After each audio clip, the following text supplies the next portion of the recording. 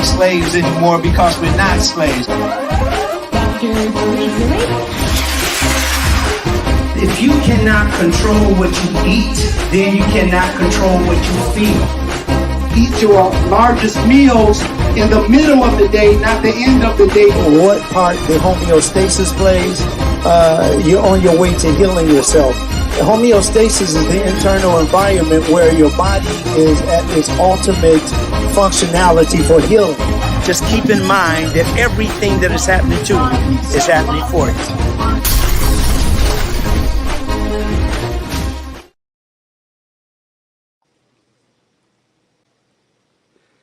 And here we go.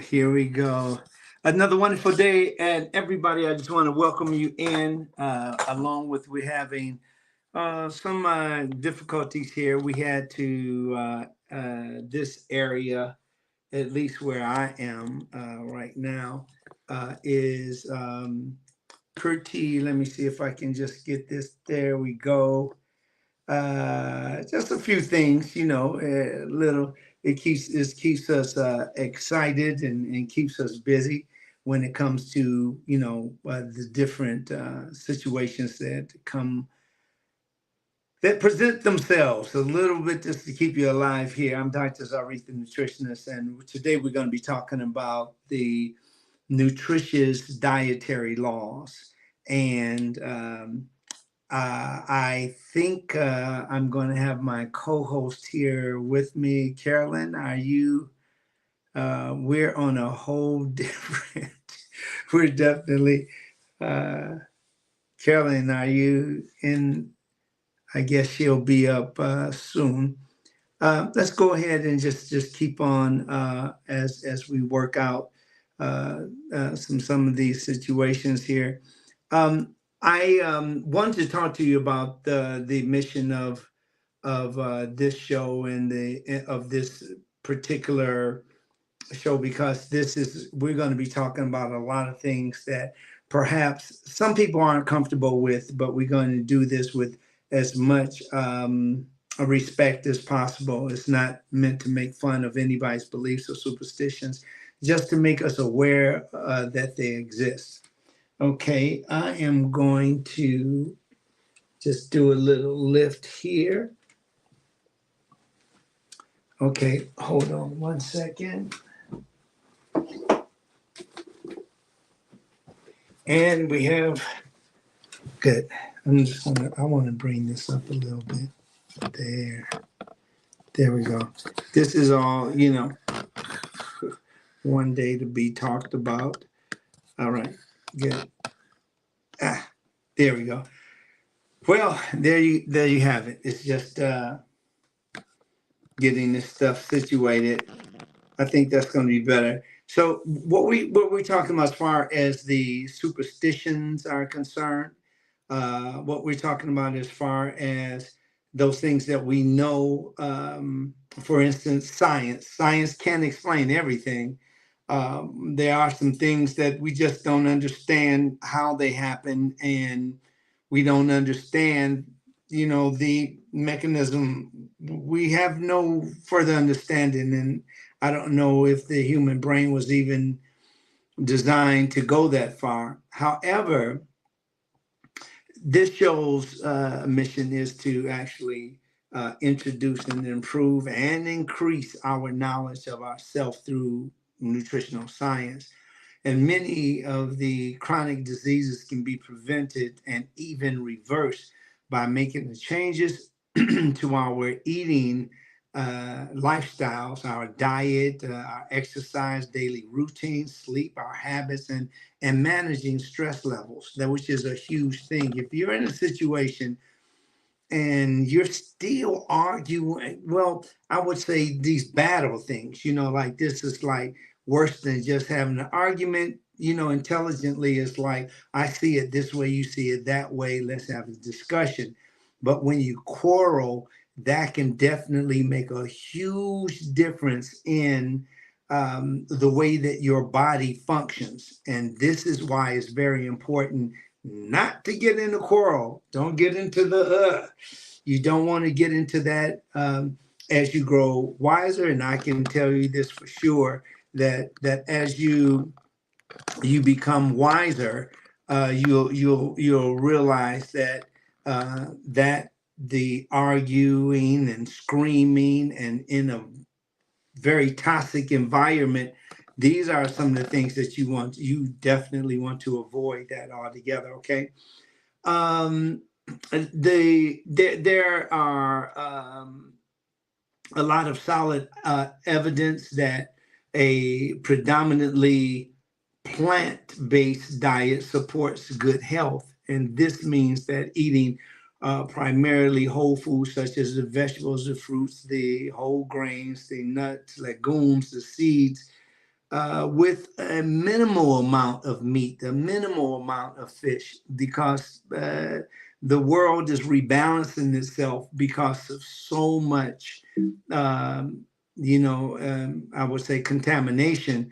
That you see tsunamis, and you see volcanoes, and you see excess snow, you see huge forest fires, you see many of these natural occurrences, but the earth was here before we were, and uh, it will do its thing. The earth will balance itself out with the loss of humans, sadly to say. But when humans continue to contaminate the earth, well, we're really displaying how terrible of guests that we are to the earth. We're guests here. We don't treat it as if we are guests. Exercise and physical activity, especially aerobic exercise, is recommended. At least 150 to 300 minutes of aerobic exercise per week is the ideal, and it can be as simple as a brisk walk, dancing with, your loved ones or that special one. Strength training is important to maintain muscle mass and with aging, and avoiding being sedentary is also very crucial. Before I continue, I wanted to say welcome to everybody here today. That was a rough stop, a rough landing, but we're all here. Everything is great. We were definitely running behind time, but you know what? We're going to give you a full show today, and we'd love for you to share it now. As I'm speaking, let's get more people in so that we can talk more about this religious dietary laws today. We also want to thank those of you that are subscribing now. This is really has made a huge difference. Your subscription is very, very important to us, and we want you to continue to. There we go. Let me see if I got this thing right. Good. Okay, good. Man, okay. Okay, good. Um, no worries. I'm just everything. There we go. I think that's better. Um, yeah. So we want to make sure that you just spread the news, everybody, and just forgive us for all these. There's going to be a couple of technicalities today because in the area where I am right now is definitely there's no internet. So thanks to our wonderful technicians, we are on the air and speaking with you right now. Um, as we continue, I wanted to go with sleep. Perhaps is the most important pillar to our healthy lifestyle, and we know that getting up real early sometimes is very difficult for everybody. But we're doing what we can to get in so that you'll have a longer day to yourself. So we appreciate you sacrificing to be here. And those of you that are in where there's a lot of snow or a lot of rain, or you've just had an earthquake or any of those kinds of natural occurrences, we want to thank you for listening in so that we can perhaps just lighten the load by reducing the stress of it all. And we wish you and your family safety. I wanted to say hello to Brother Michael Carlisle is in the house. You will see my hand going up here right now because I'm actually on the phone. And usually you'll see the bigger desktop um, coming to you, and but we're just working out. Diva D is in the house. Diva D has a new songs out. Um, I was going to actually let you, Pete, get a little sneak listen. But as I said, all the phone thing, if I don't want to move from here because kid here. Hey, all right, good. I was wondering, how is it raining where you are too? Yes, I'm just having some technical issues. I'm on my phone here. Can you hear me? Yeah. Okay, Yes, great. yes, we can hear you. So welcome, welcome. We're into it. We're just saying hello to Diva D, and we have Suzette. Suzette's story time for children is in the house, and Denise Kane is here. Denise Kane, and we have Shanizi is here. Shanizi and Duque. Thank you so much for being here. And so glad to see you. And we also have Michael Carlisle is here, Brother Mike. And we have a few more. And the wonderful, my sweetheart, my daughter, Amira Hey, Simpson, Amara. Mrs. Amira. Yeah, so thank you very much. And good morning, Dr. Dad, she says. And she says hello to Miss Carolyn. Oh, beautiful. She is such a sweetheart. All right, y'all, we're going to talk about it today. Carolyn, you want to go ahead and kick it off with anything before I get into this? Just thank you everyone for joining us here. I know we've had some technical difficulties and appreciate everyone that's joining us here this morning. We're actually live only on YouTube. It looks like there was an issue with Facebook as well, and then of course Instagram. So thank you all so much for joining us here in the Mind of Nature with Dr. Zarif, the nutritionist.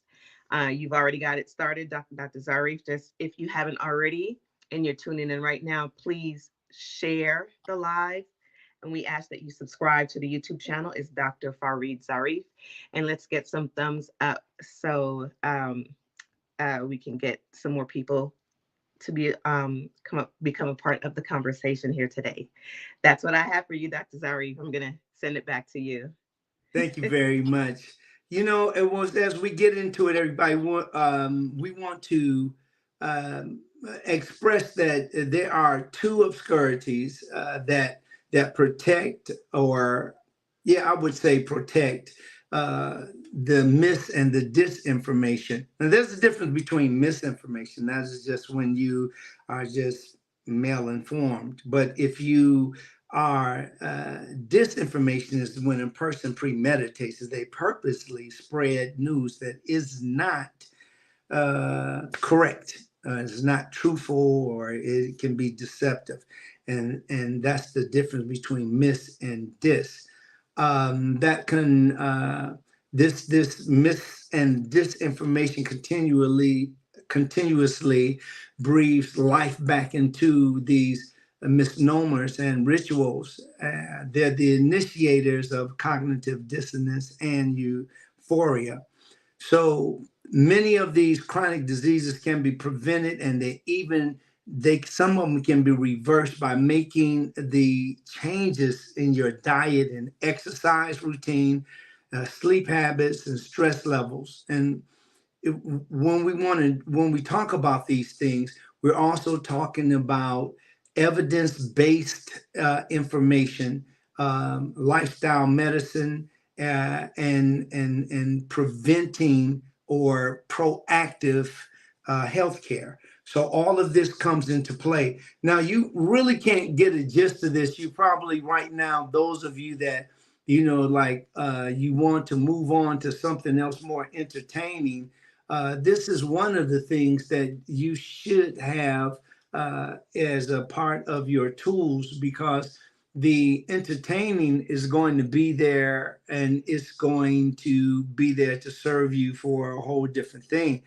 It's good to be in great shape, and then take time to with the things that may distract you. But these are some of the things that you really should take time to know more about, because it really does help to improve what you are and who you think you are. Well, firstly, let's remind everybody that as I share with you today, I am quite aware that science does not explain everything. So there are some of the things that we're going to talk about today. We'll start off with superstitions, because the superstitions, well, they're folk beliefs. And these folk beliefs and convictions or superstitions that can certainly be the cause of certain behaviors. Uh, and some of the behaviors are good, and some of the behaviors are bad. But it's about the consequences. It depends on what you believe, and that will or produce the good or the bad consequences, even though most of us can really realize rationally that there's no conceivable cause and effect relationship involved. For instance, if a black cat crosses you in your path, I mean, do your bad luck comes down on you, or are you headed for trouble as you continue to move toward the 13th row, or the 13th floor in the building? And people have these, and they live by them, and they die with them also. So these superstitions can be very, very, they the they can be very bad when you listen to them, but superstitions don't always mean it's all bad. There can be good things. For instance, I know that in Spain on New Year's Eve, you'll prosper according to the superstition if you eat one grape for every stroke of the clock at midnight, and that's on New Year's Eve. And there's more and more that continue to talk about their superstitions.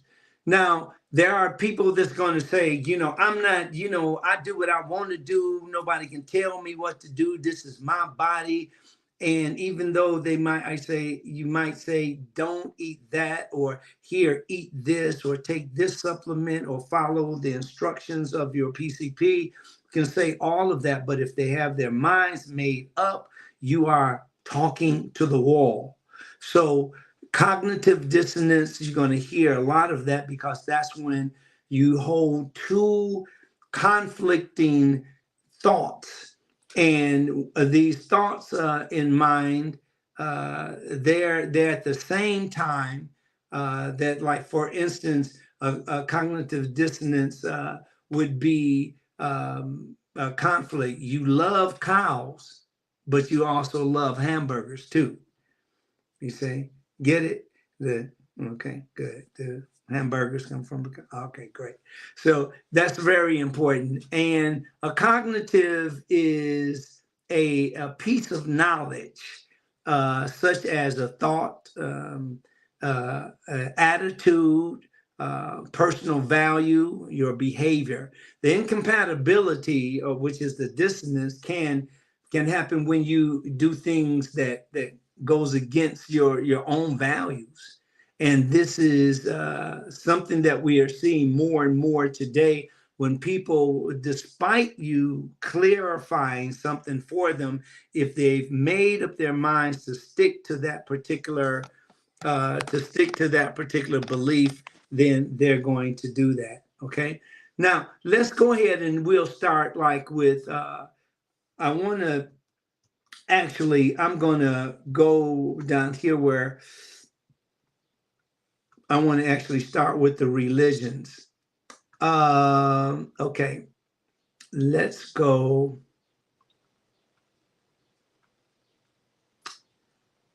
Okay, here we go. Here we have, like, when we're talking about some of the things that, yeah, I'll go the other way. Well, so I want you to know, first of all, let's build a case, so to speak. So first we start off with permeability. Now, permeability means that something is able to penetrate or to pass through, and that's what it means. And for example, a sponge is permeable to water. The permeable meaning can be further examined when we're looking at the materials pass through a material. See, materials that pass through a material.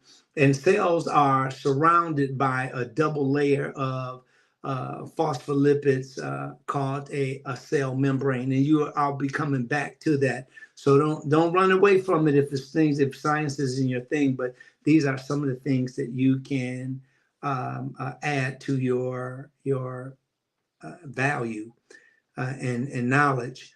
Um, One of the things that when we get into the effects of not eating correctly or overdoing it, for instance, like with sugar, overdoing it with the grease, the oil, overdoing it with sodium, all of these things are something that we can avoid and something that we can reduce by doing the things that are healthy. So we'll start off with it's called ocular myopathies. Ocular myopathies are uh, manifested by primary and progressive involvement of the extraocular muscles. So that's in your eyes. For instance, you notice the number one cause of blindness in America is what? Is diabetes. So diabetes and type 2 diabetes, if you don't take care of yourself by the eating, the sleeping, the reducing of stress, the environment, and those things, you'll find that we'll have more of that situation instead of less than a situation. You're listening to The Mind of Nature. I'm Dr. Zarif, and with my host, Carolyn Gento, and we are happy to have you here today. Uh, we're going to take a break shortly, but we want to just give you some of the things that we're building on some of the cases of illness that we experience when we don't take time to take care of ourselves. Now, you might say that you don't need to do something, or you don't need to go see the doctor. You don't need an examination. That's all right. You got it covered. But I guarantee you, you don't know enough about the body in order for you to take it all in your hands.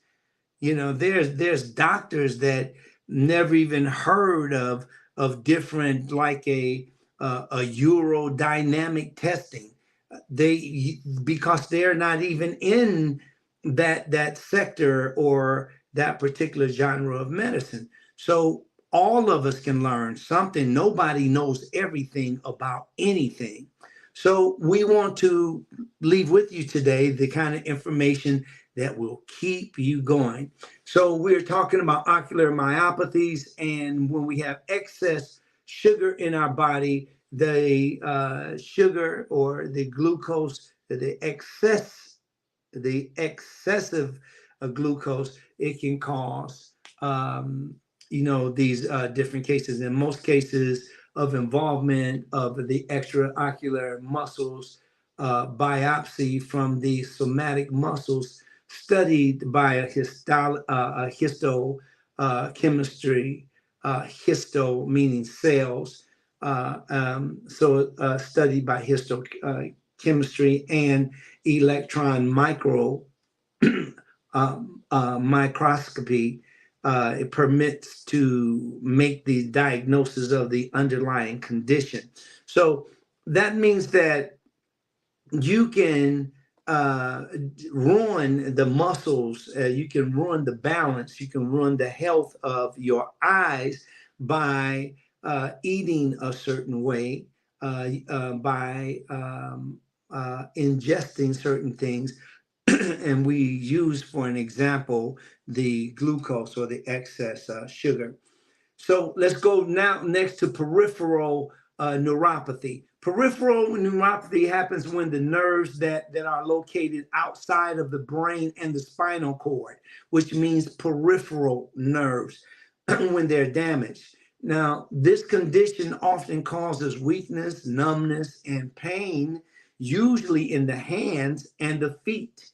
You notice that when people get type 2 diabetes and it becomes severe, they may end up getting amputated legs, amputated foot. Some people might even have other amputations, but most of the amputations are done on the feet and the legs. It also can affect other areas and body functions, including digestion and urination. So you see people that have diabetes also, their urine smells like sugar, and they have frequent they polyuria. They're going to the bathroom all throughout the day, and they're doing it frequently. Okay, there's also a peripheral nervous system, and there's a peripheral neuropathy. We can always go back to those things, but these are some of the things just to let you know that, for instance, the peripheral nervous system, not talked about a lot because usually about parasympathetic and sympathetic nervous system, central nervous system, you'll hear about that. But these are parts of the body that we should know. You're going to be with your body all your life. You should know what are the best decisions you can make for your body. And one of those decisions is to make sure that you get an examination periodically, at least once a month. Okay. Now I'm going to go down to this. I'm going to talk about more, and I haven't really abandoned this topic because I'm just building the case so that we can easily discern subjective and objective information. That's the main reason that I'm taking this route. So my passions beyond this food culture are researching and writing, feminism, theology, and the combining the food culture. I'm not talking about food combining. I don't want you to misconstrue. The food, the combining of the food culture, the theology, that's what really interests me. And there are other people that look at it in a different way. There are people that have different beliefs, and that's what we're going to talk about. How does those beliefs actually blend with, or how do we incorporate them in our lives?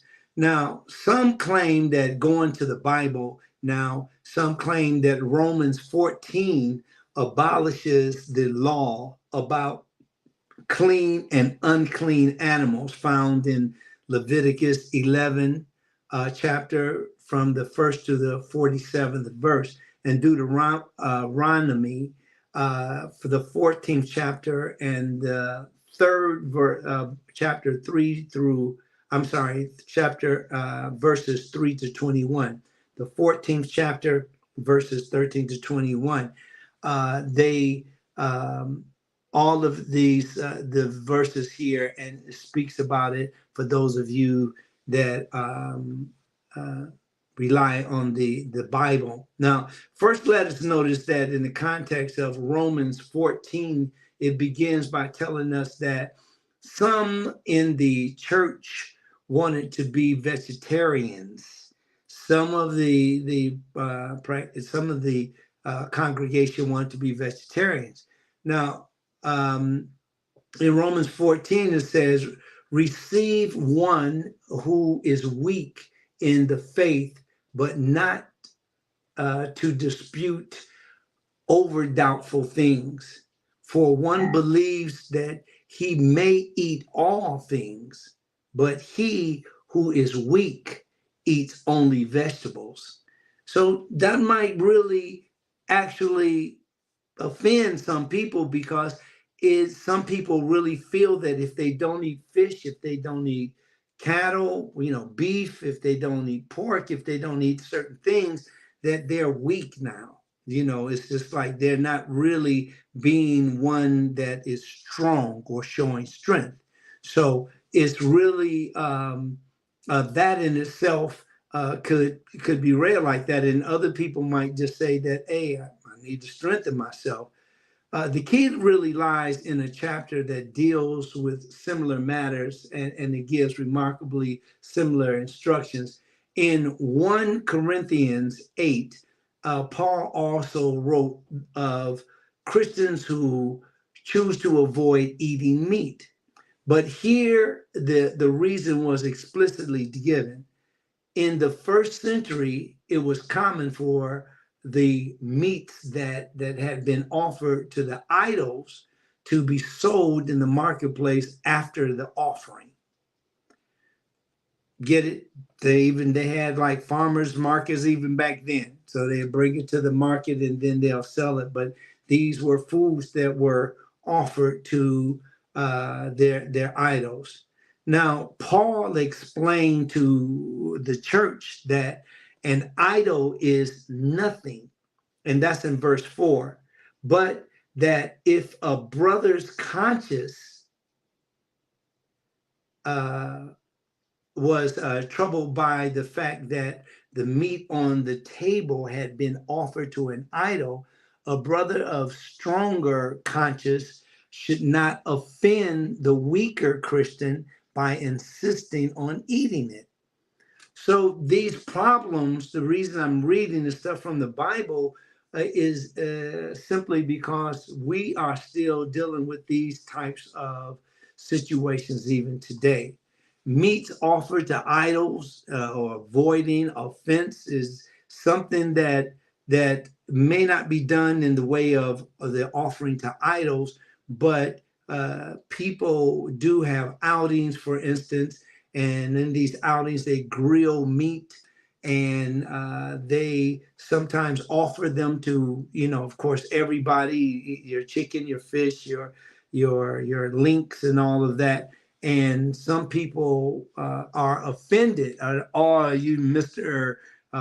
Plant-based, or you health nut, or things of that nature, to offend the person because they made a decision not to eat meat.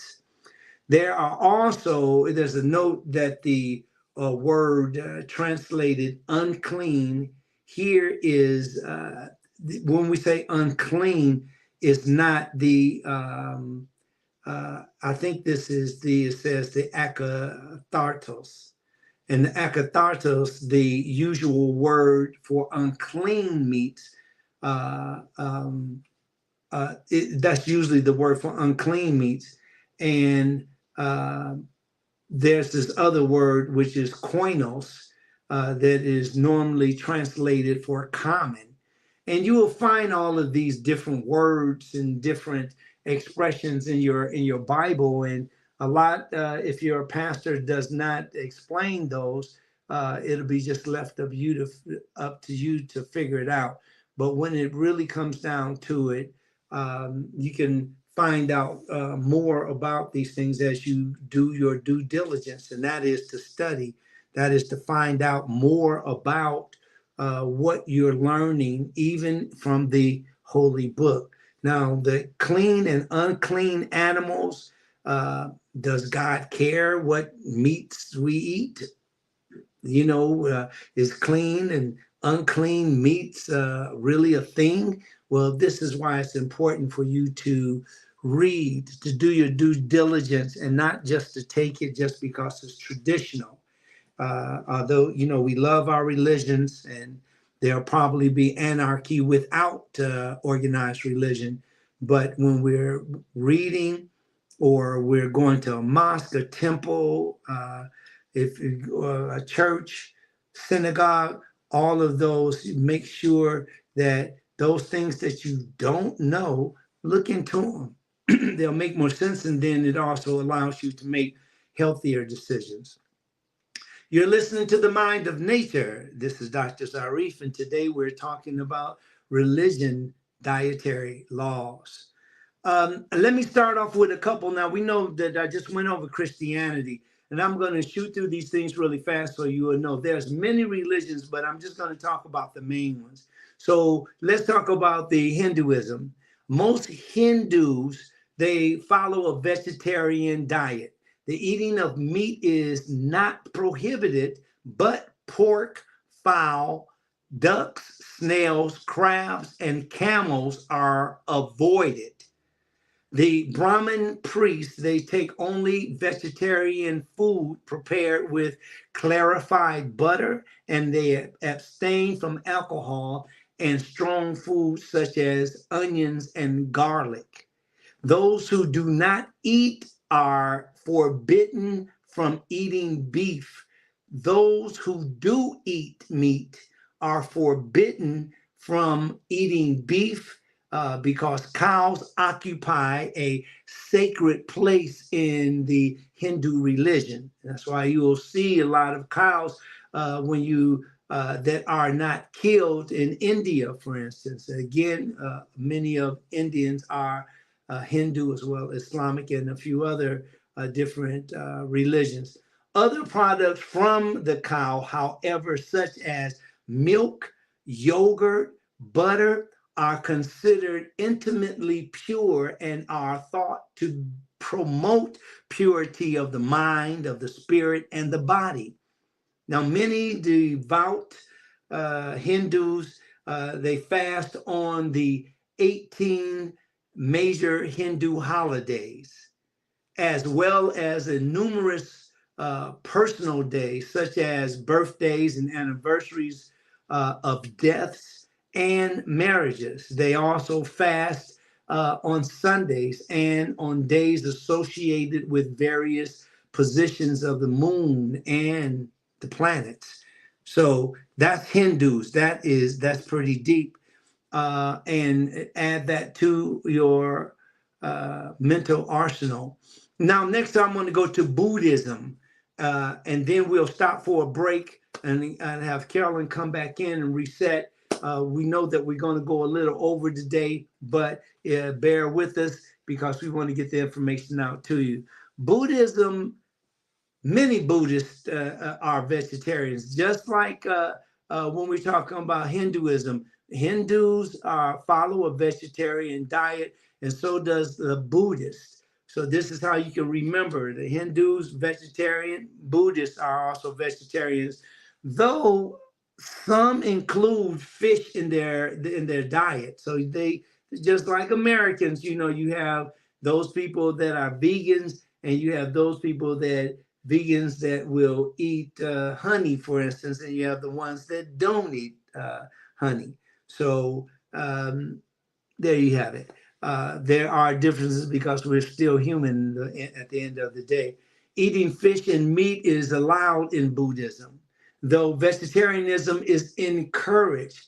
Now, most do not eat meat and abstain from all beef products. The birth, the enlightenment, and the death of Buddha are the three most commonly recognized festivals for feasting, resting from work, or fasting. Buddhism monks, they actually fast completely on certain days of the moon, and they routinely avoid eating any solid foods after the noon hour. So now you can see that when we're talking about these different ways of eating, that you will see little pieces of them in America also, just like you see little pieces of that in English. You'll have different, that word is originated in France. Word comes from Africa. This word is a Russian word, but mostly Latin. And you will find that we use these words to make up our communication or our language. As long as a monk is not seen or suspected killing an animal, the meat can be eaten. Okay, you hear that? So as long as a monk is not seen or suspected of killing the animal, the meat can be eaten. There's those kinds of allotments there. As long as you take these and understand that these are just some of the differences that makes this world go around. I want to go back to Christianity because some Christians don't have dietary restrictions at all, but some do fast on Fridays. You do have Christians that's just their thing. They fast on Fridays, or they don't eat meat on Fridays, for instance, or during their another fast, which is called Lent. Now, some Christians do not. They don't eat pork or seafood unless it contains scales. So people have these different types of beliefs, and these are the things we talked about all the way from Hinduism, Buddhism, Christianity. And now I want to move to, there's another group of Christians there called the Orthodox Eastern Christianity. And an essential element of practicing Orthodox lifestyles include fasting, a sense of intrinsic value and a part of the development of your spiritual life.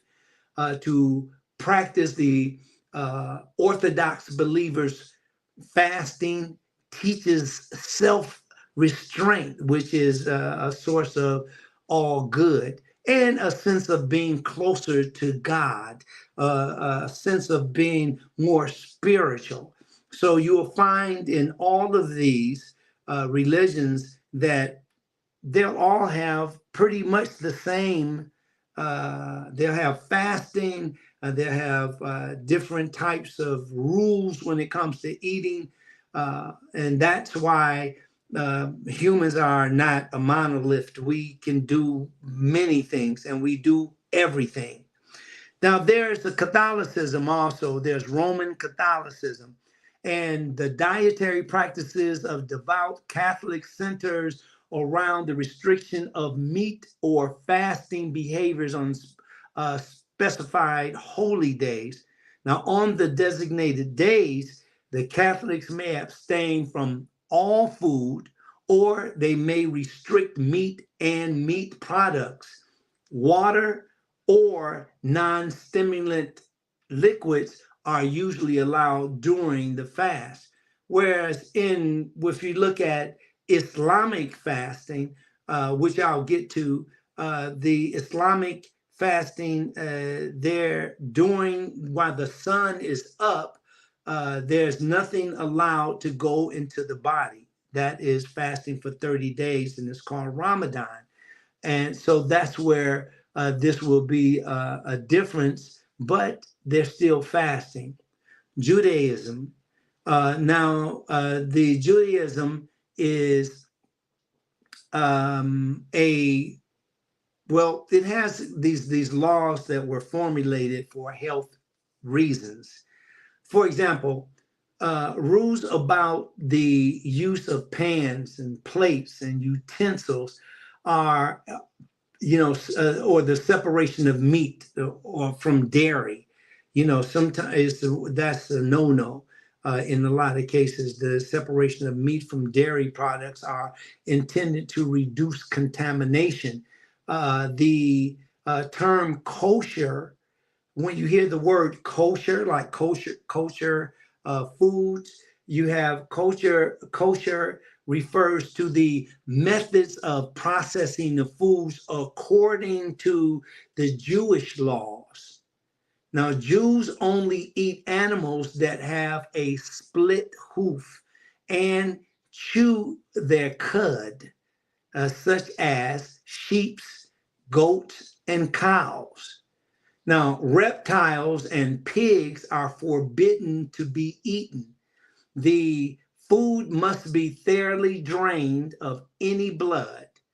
Ritual slaughter has to be performed by a sachet who kills the animal with a quick, deep throat of a sharp blade. So there's an appointed person, the shoshe, is the person with the sharp instrument, sharp knife that does the cutting, and this is what allows it to be kosher. A sharp blade, that's a part of the process. Now, this method does not cause the animal any pain, as is reported, and is the most humane way of slaughtering. Meat may not be eaten together with dairy, and Jews can only consume wine produced by a Jew. So they can't do things like in their religion, they don't go to the supermarket and pick up wine unless it's something that they believe that has been produced by a Jew. Um, so forbidden animals may not be eaten at all, be it their flesh, the milk, the eggs, or organs. Other rules include a Jewish person must prepare grape products, otherwise they are forbidden. Jewish laws dictate the slaughter and the removal of blood from meat before it can be eaten. Animals such as pigs and rabbits and creatures of the sea, such as lobster, shrimp, and clams, may not be eaten. Meat and dairy products cannot be eaten at the same time or served on the same plate, and kosher and non-kosher foods cannot come into contact with the same plates. So you think that you have some rules where you might even hear some that you're going to adopt, but these are some of the dietary laws when it comes to religion. We'll see if we can get Carolyn back up here so we can make sure that we're saying hello to everybody. Carolyn, are you around? Okay. Well, oh, all right. There we go. I am here. Yes. This is a little still some getting used to, but that's fine. Great information, Dr. Zarif. As far as who I'm seeing here, I see the Diva D, hello, and Michael Carlisle, and others in the live stream. Thank you all so much for joining us here. You're in the Mind of Nature, hosted by Dr. Zarif, the nutritionist. And today we're talking about the religion and nutrition. So thank you all so much for joining us here today. If you have not already, please subscribe to the YouTube channel. The channel is Dr. Farid Zarif. We are only streaming on YouTube right now. We are having technical difficulties, but we are going to make sure that we come to you every week, and that's what we have um, make sure that we're doing. Okay. So thank you all so much. Hey DVD, I see you there. Thank you so much. Dr. Zarif, one thing that you mentioned, and it's great that you're having this conversation right now, because right now I know Easter's coming up. Easter's next Sunday, and then well, tomorrow, let's just start there. Tomorrow's Palm Sunday. For any Christians, tomorrow's Palm Sunday, and then you have Holy Week, and then that goes into Easter Sunday. So that's something that we that I have anyway celebrated throughout my time. So it's great that you're bringing up just the difference in religion, and also in in excuse me, in nutrition.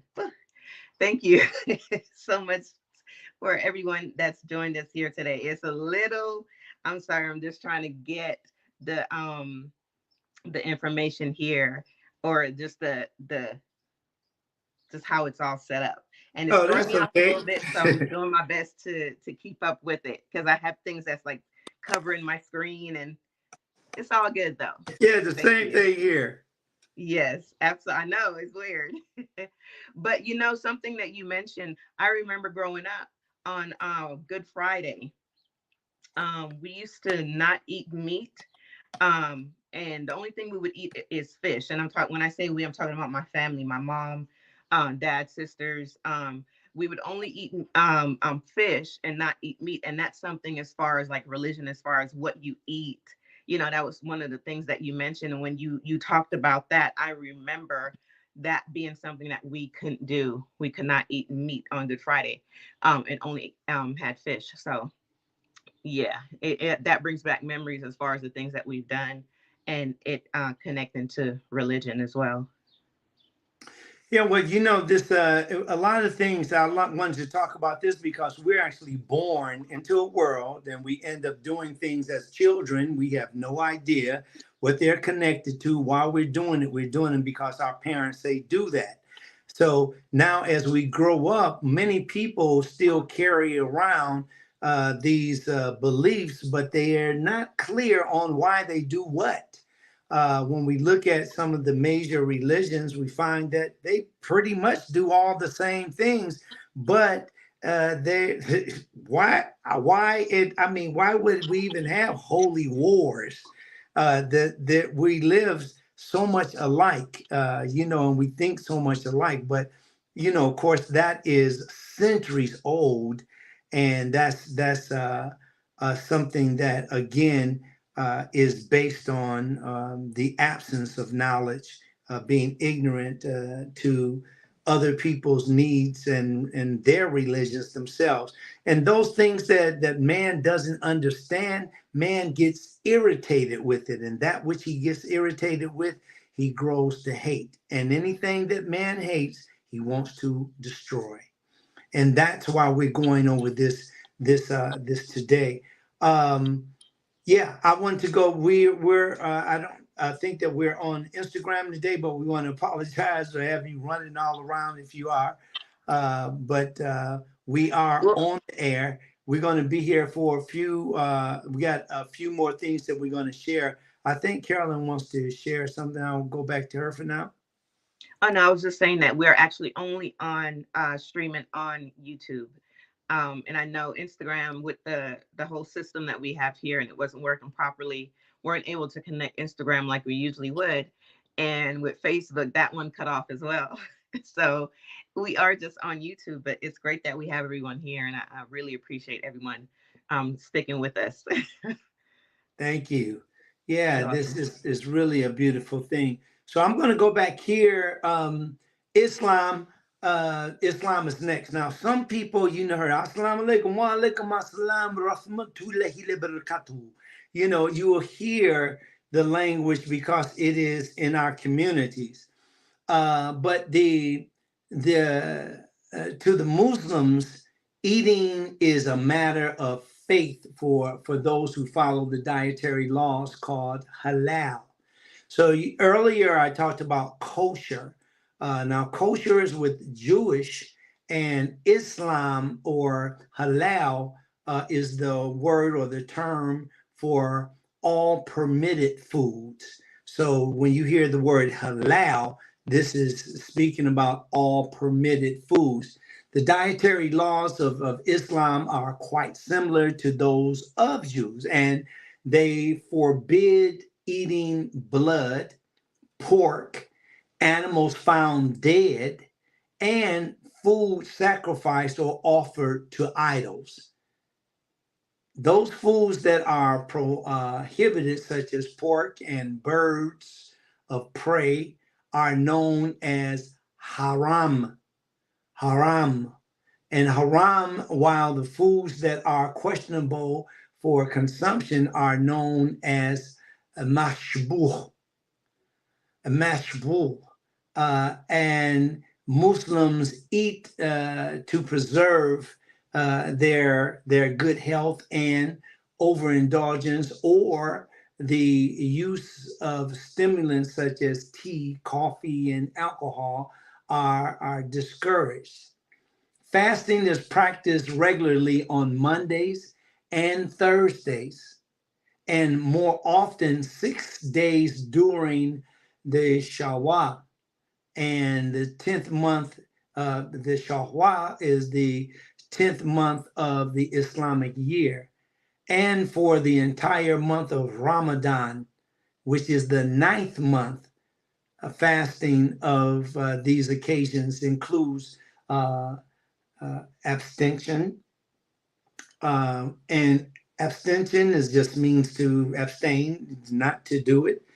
And this is another way that the different fasts during Ramadan for all the, well, let me go back to the abstention of all foods and drink from sunrise to sunset.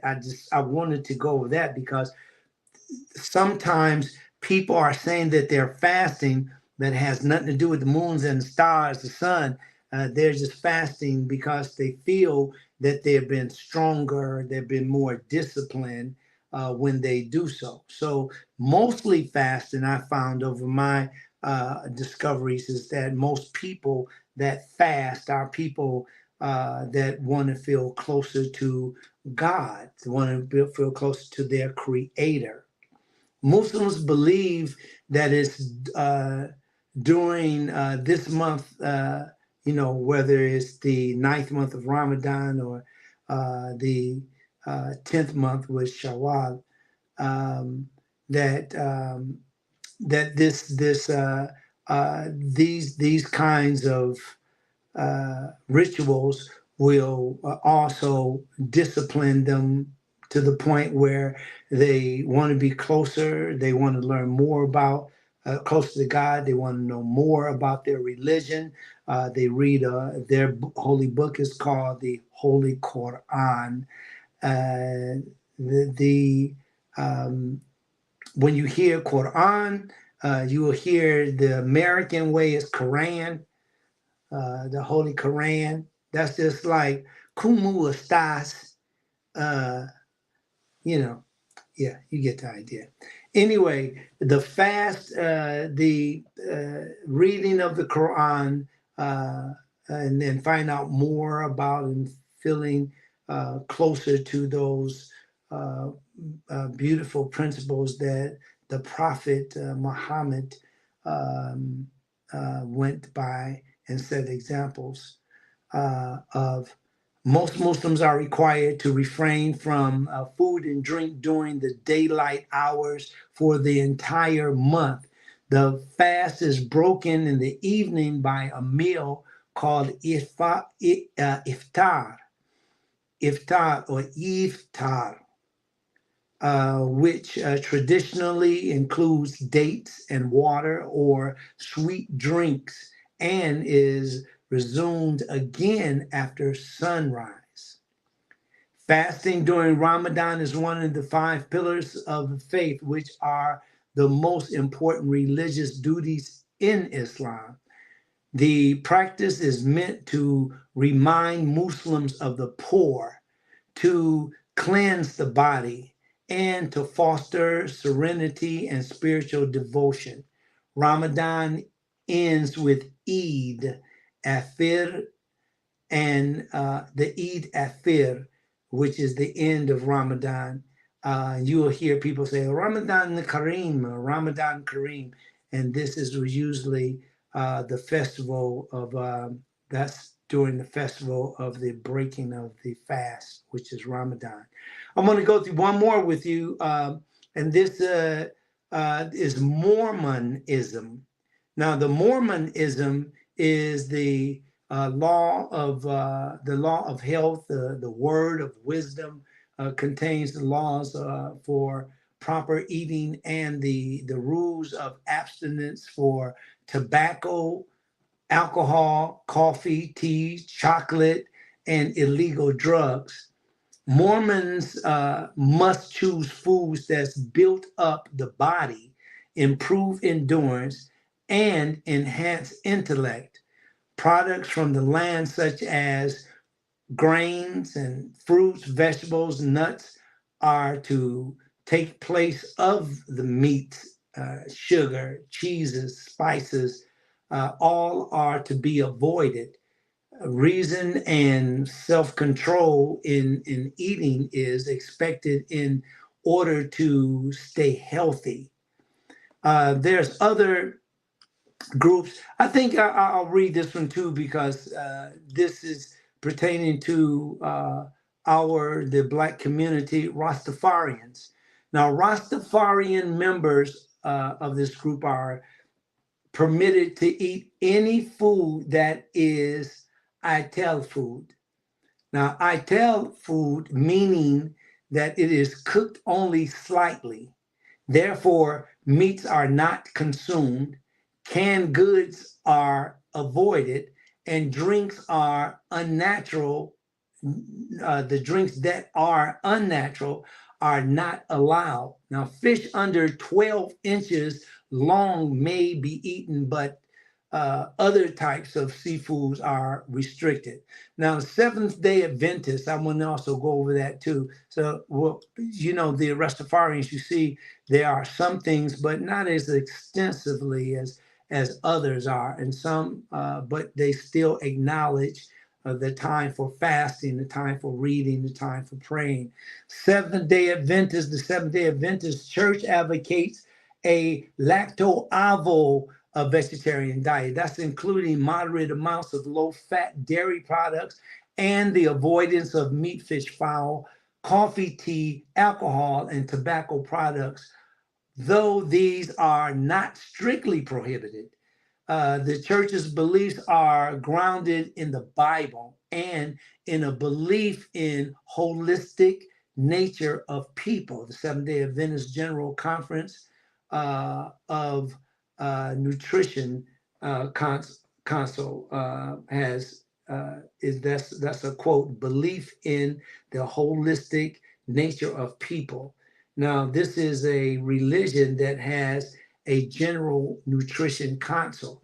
And some other churches, they also have different councils for health, and I'm glad to see that they're coming about, and they should, because they would definitely help their members to be healthier.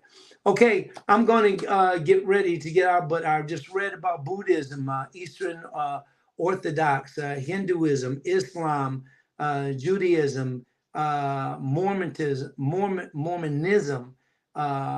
Protestants, Rastafarians.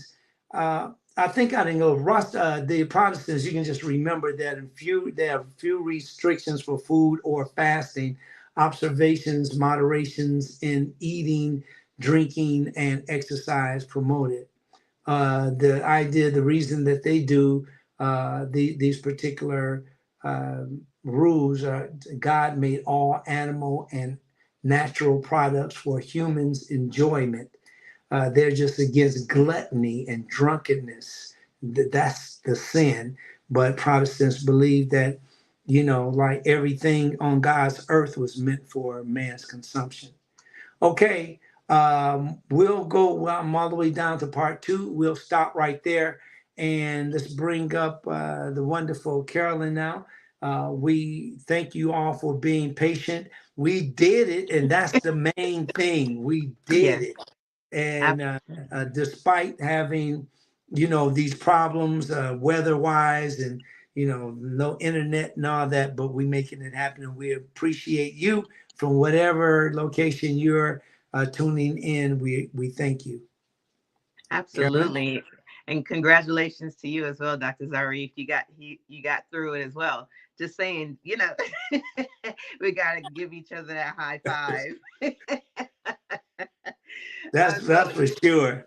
yes, absolutely. Again, thank you all so much for joining us here today. We appreciate everyone that tunes in, that drops comments, share, subscribe, all those things. I've said it before, we want to know or some may ask, how can we help with getting the word out there? And that's how you can help. And we appreciate it by sharing, sharing it with someone else. Say, hey, I think this would be great information for you. Share it with them, have them come on in and subscribe to the YouTube channel. All those things when you're looking at the YouTube channel, well, I'm sorry, when you're watching the stream, for you to like the live as well. That's the way we communicate with YouTube, Facebook, Instagram, whatever social media platform. And they say, oh, they like what's going on over there. Let me send more people over there. And that's how we get more people in. So thank you all so much for doing that. We really appreciate it. Dr. Zarif? Thank you so much, Carolyn. We are definitely going to see you next week. We got great. We have more information. I just wish we had more time, but we don't want to be abusive with the clock. We want to make sure that you're out and doing your thing. We appreciate you taking this time listening, and share it with others. Put it into action. Do your thing. Make sure that it improves your life, and continue to spread. Please ask people to subscribe, because that makes a difference. And look at these wonderful comments here, Carolyn. Diva D, woo, she really filled it up. Michael Carlisle, again, I love this. This is what I'm talking about. Woo, Diva D on fire. Uh, let me see here. And so we have a lot of, I love it when people are talking to each other. Thank you very much, Suzette's story time. We want to thank Denise Kane and Tunisi and Diva D. My brother Michael Carlisle, and my lovely daughter Mira. We want to say, and we want to also say, Kyle is here. Oh, Kyle, thank you for popping in. Really appreciate it. All right, that's my longtime friend Kyle. We've been friends forever. All right now. I'm just acting crazy. Just Kyle is a great martial artist, and I think when I think of him, I think about his great skills.